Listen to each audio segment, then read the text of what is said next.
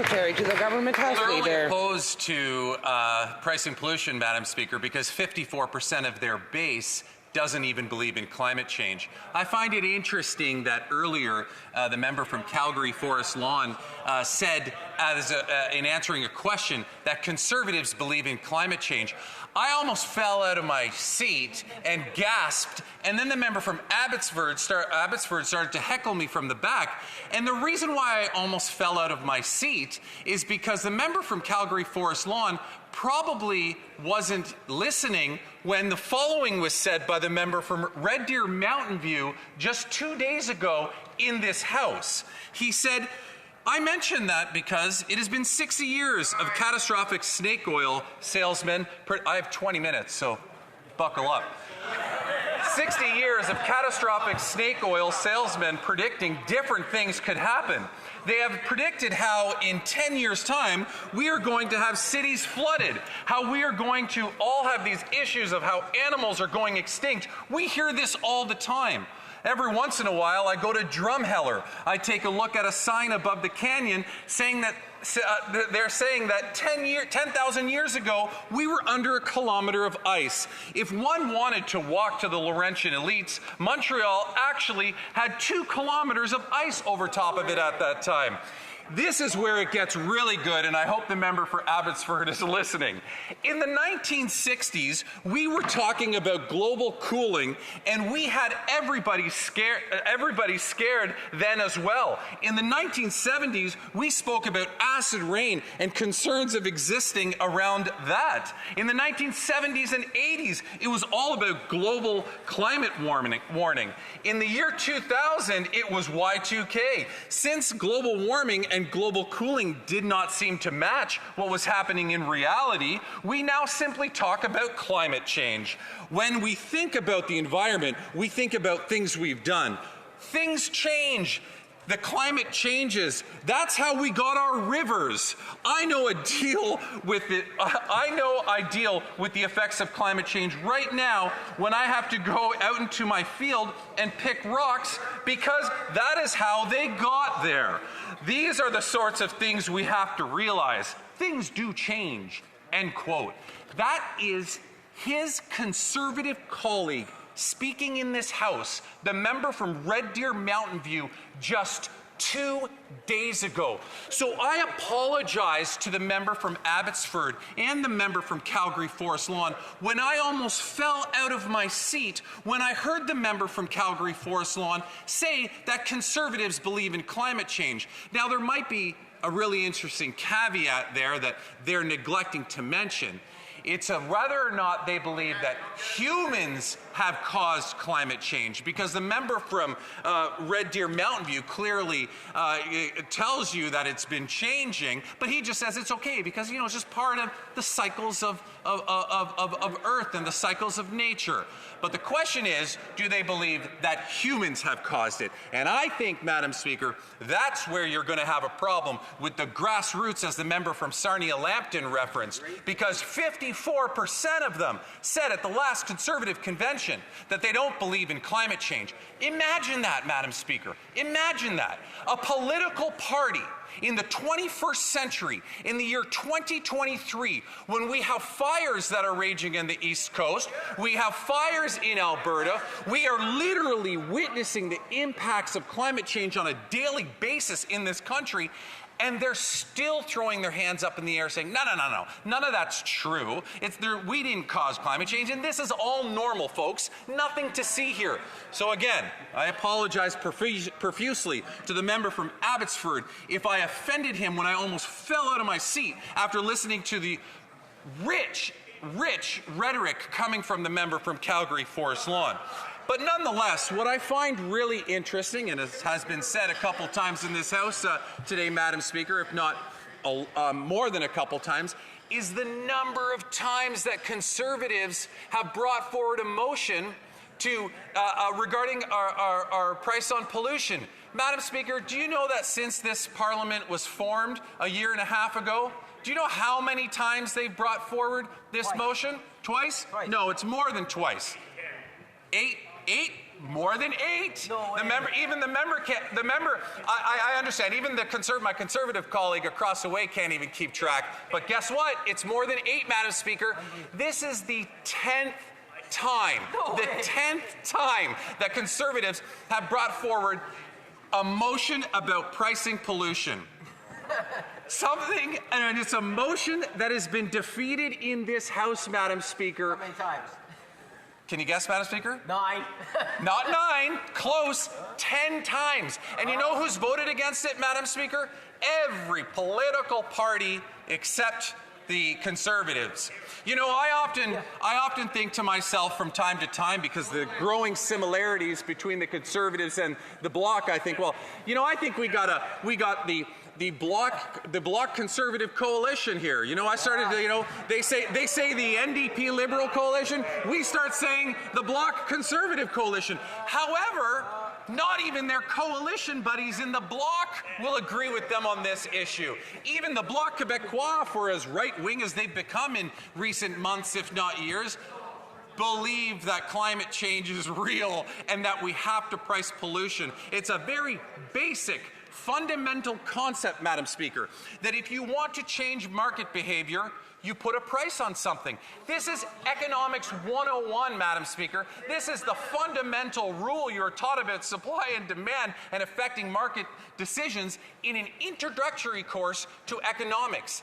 But somehow, the political party in the House of Commons, the only party that can't understand that, also happens to be the party that purports themselves to be the saviors of the economy. The only party in this House of Commons that somehow understands how an economy works is also the only party that disagrees with countless hundreds and thousands of economists who say this is the way to do it. They disagree with the basic fundamental principles of how an economy works, but somehow they like to build up this image that they're the ones that know what's best for the economy. Now, Madam Speaker, I should make it very clear that although I'm talking about Conservatives right now in the current context, I'm really speaking about these particular Conservatives. And I mean, these particular Conservatives are even more further to the right than the Conservatives that I was elected with in 2015. Right? You will remember, Madam Speaker, that it was only a year and a half ago that all of these members of Parliament who are Conservatives ran on a platform that actually said that they wanted to price pollution. Now, Madam Speaker, I have here with me, in both official languages, the plan. It's called The Man with a Plan. The Man with the Plan. And I have these because I want to read from them. Oh no, this is the actual plan. But more importantly, Madam Speaker, this is the Conservative Party platform from 2021. You know, something that I'm sure all Conservatives are very proud of because they ran on it. Now, I do have that in both official languages, Madam Speaker, so with your indulgence, I would seek unanimous consent from the House to table in both official languages the Conservative platform. Would I have that unanimous consent, Madam Speaker? Does the honourable member have unanimous consent to table those platforms? I don't think there's unanimous consent. The honourable member may proceed. I'm really surprised, Madam Speaker. I do have a point of order from the honourable member from Northumberland, Peterborough South. Yeah. Thank you very much. Just a brief point of order there, and I know the member's very passionate, but he is yelling for an extended period of time, and our interpreters could be heard. I would just ask him to make. I do take the honourable member's point, and I do ask the honourable member to perhaps be a little softer in I apologize tone. to my colleague. If I'm too loud for him, perhaps he can leave, and then he can watch this later on CPAC to make sure he doesn't miss a moment of it. But I find it amazing, Madam Speaker. I just sought unanimous consent from this House to table in both official languages the Conservative Party platform called The Man with the Plan, which outlined their plan, and it was Conservatives that yelled no and won't let me table that. They're embarrassed about it. They're actually, it sounds like they're embarrassed about it. So how about I just go and read to you, Madam Speaker, what it says in the platform. It says in the 2021 platform, Canada's Conservatives will work with provinces to implement an innovative national personal low-carbon savings account. This will put a price on carbon for consumers without one penny going to the government. Sounds familiar to me. It will completely be transparent and engage consumers in the process of building lower carbon future. 338 Conservative candidates 18 months ago, Madam Speaker, went door knocking throughout this country and sold this plan to Canadians. And since they were elected, 10 times they brought forward opposition motions against their very own plan. Like, talk about being extremely embarrassed and just trying to run away from their plan. I'm absolutely amazed by it. But you know what, Madam Speaker?